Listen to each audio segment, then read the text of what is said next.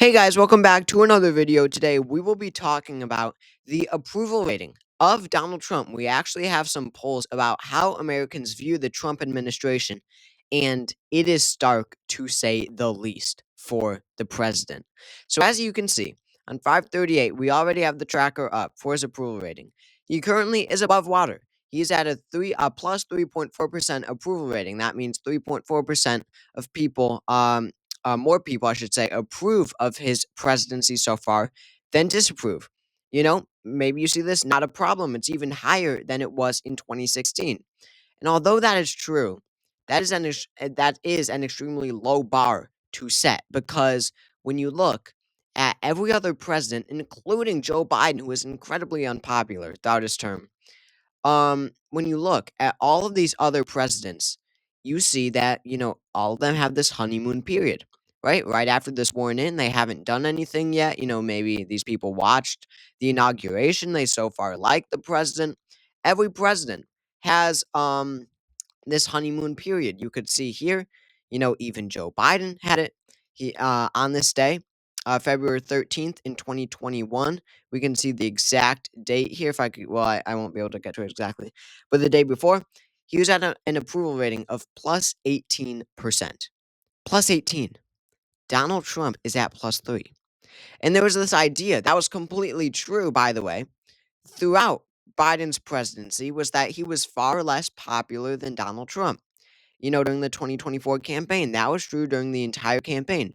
Joe Biden was less popular than Donald Trump.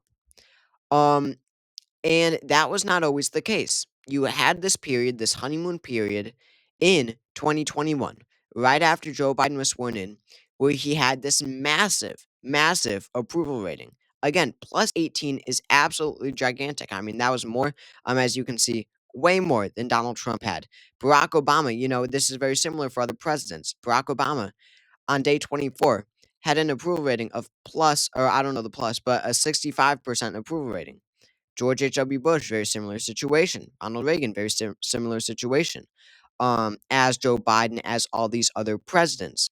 So to see Donald Trump, when all these other presidents, even Joe Biden, who, as we know, was an incredibly weak, unpopular president who just could not lead this divided nation, to see that he started off with an approval of plus 18, Joe Biden, the lowest standard that you could possibly get, and now Donald Trump is at plus 3.4.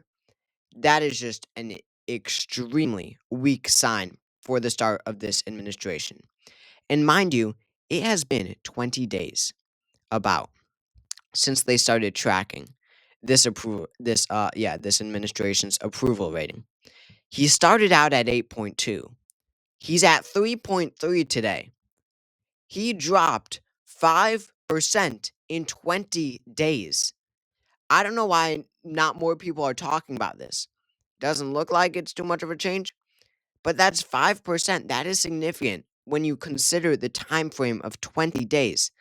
Do realize in another 20 days, Donald Trump will be underwater if this continues on track, and there's all indications that it will continue on track. He is just going down and down and down already. He should be at the high point of his presidency.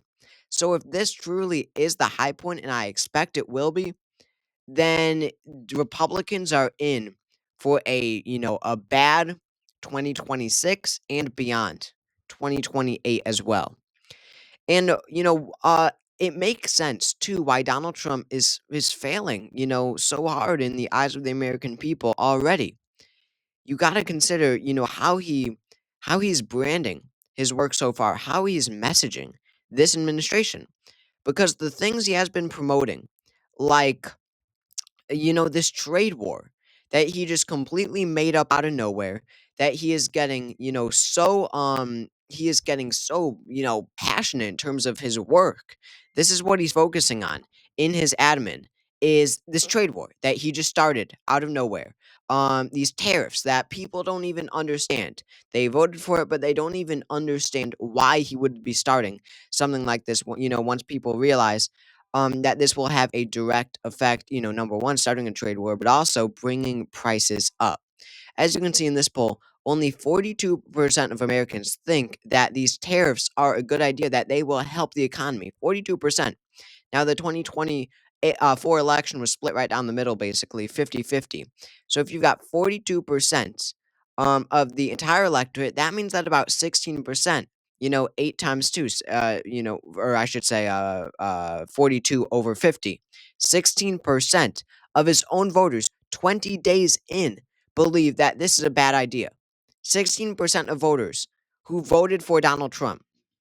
So they clearly were voting for him, and he made it a key point of his campaign. They knew this was coming, and even still, they disapprove of it because, it's really a reflection on the state of the Democratic Party right now, because voters willingly voted for this, and 20 days later, they don't like it. That probably means they didn't like it during the election either, but they still voted for Donald Trump because the other option they believed was far worse. Kamala Harris and the Democrats, they simply wanted a change.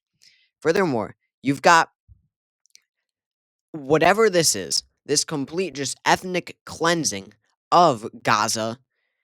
I mean, this is just insane on so many levels, and the American people clearly see that as well.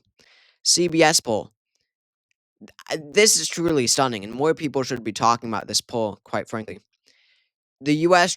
Trying to take over Gaza, ethnically cleanse Gaza, would be a good idea. 13% of people say that this would be a good idea.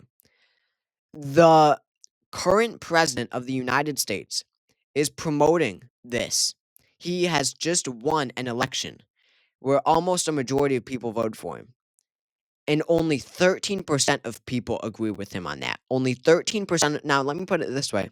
Only 13% of Americans are backing the president on this issue.